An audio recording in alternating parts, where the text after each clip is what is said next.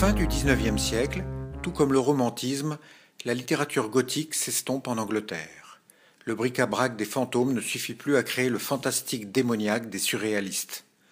Va pouvoir naître une littérature fantastique qui s'appuie sur un esprit scientifique ou philosophique, mais surtout empreint d'un esprit nouveau, l'esprit social.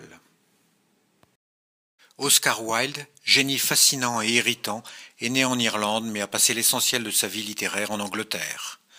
Ce dandy magnifique, à l'humour ravageur, a écrit plusieurs pièces de théâtre, des nouvelles, des essais, mais il n'a écrit qu'un seul roman, véritable bijou de la littérature fantastique, Le Portrait de Dorian Gray. Il faut remarquer que le héros de ce livre, Dorian Gray, a un parcours assez semblable à celui de son auteur.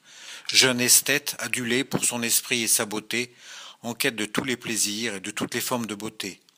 Il fait le vœu de garder éternellement sa jeunesse et son éclat. Son vœu est exaucé, mais c'est son portrait qui va vieillir à sa place, non sans avoir vendu son âme, reprenant ainsi le mythe de Faust. La fin tragique de Dorian Gray, qui récupère tous les méfaits de la vieillesse qui l'ont épargné jusqu'alors, rappelle la fin tragique de Wilde, qui meurt à 45 ans, dans une situation déplorable, ruinée et enlaidie.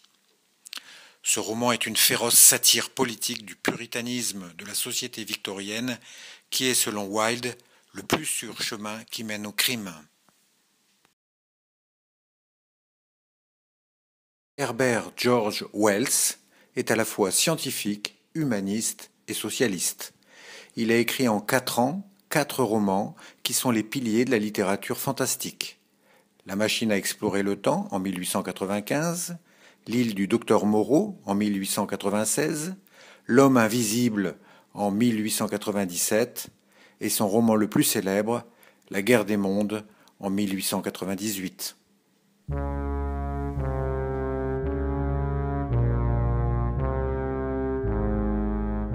Dans La machine à remonter le temps, un voyageur du temps arrive grâce à sa machine dans un futur très lointain où 2 races cohabitent sur Terre. Des oisifs hédonistes, les Éloïs, et des travailleurs esclaves et mécréants, les Morlocks. Ce roman dresse le tableau d'une dégénérescence de l'humanité sur le mode de l'exploitation capitaliste et des inégalités sociales. C'est une nouvelle satire de l'époque victorienne. L'île du docteur Moreau raconte l'histoire d'un savant fou qui vit sur une île où il essaie de créer des êtres mi-animaux, mi-humains.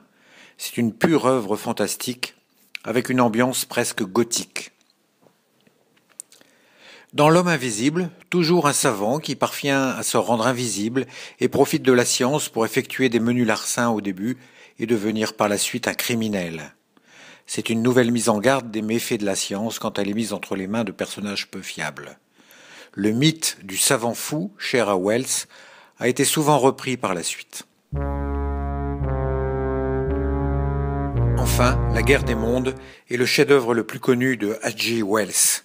En 1895, le monde scientifique est persuadé qu'il existe une vie sur Mars. Le roman développe le thème de l'invasion de la Terre par des extraterrestres. Ce roman aura une influence considérable sur la science-fiction, aussi bien en littérature qu'au cinéma ou même à la radio.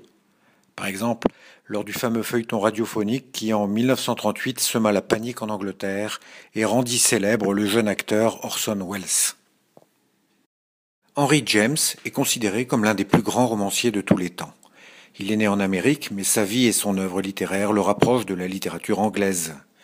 Il est l'auteur de nombreux textes assez classiques, mais en 1898, il a écrit un roman court et remarquable, Le Tour d'écrou, qui est une œuvre importante de la littérature fantastique. C'est le récit hallucinant d'une gouvernante chargée d'élever des enfants pervertis. Le lecteur s'interroge tout au long de la lecture sur l'innocence des enfants, sur leurs visions et les fantasmes qui sont évoqués. Le surnaturel ici débouche sur l'inexplicable et sur l'ambiguïté qui sont si chères à Henry James.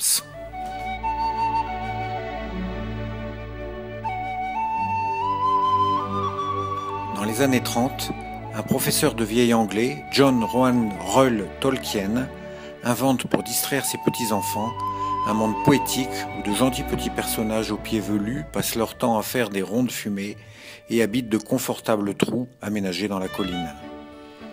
En 1938, ces histoires donneront un roman, Bilbo le Hobbit, qui sera rapidement un succès international.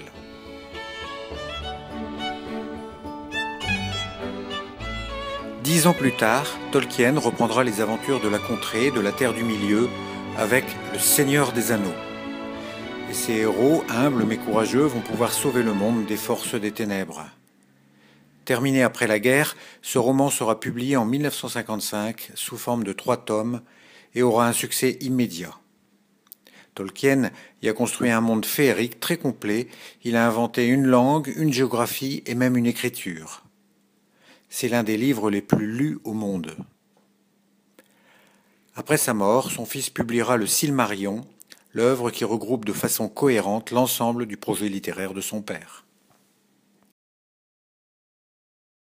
On dit d'Aldous Huxley qu'il a été un esprit trop brillant, trop intellectuel pour faire un bon romancier.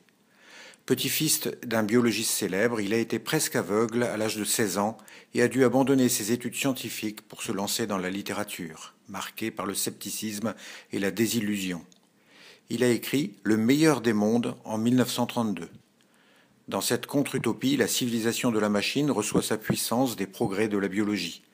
Les hommes, fabriqués en bocaux dans des laboratoires, sont rigoureusement conditionnés physiologiquement en classes selon les besoins d'une société totalitaire dirigée par quelques individus supérieurs, biologiquement déterminés.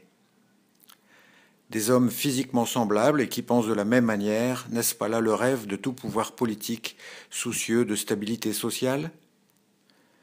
La thèse du clonage sera souvent reprise par la littérature de science-fiction et de nos jours, les recherches sur la prédétermination des individus fait dorénavant partie des thèses scientifiques et politiques qui sont admises.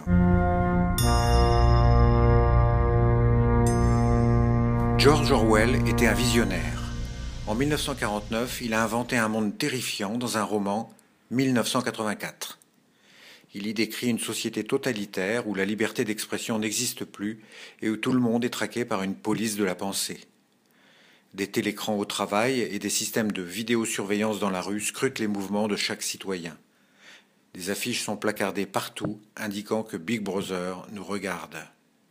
Et la fin du roman ne nous donnera aucun espoir.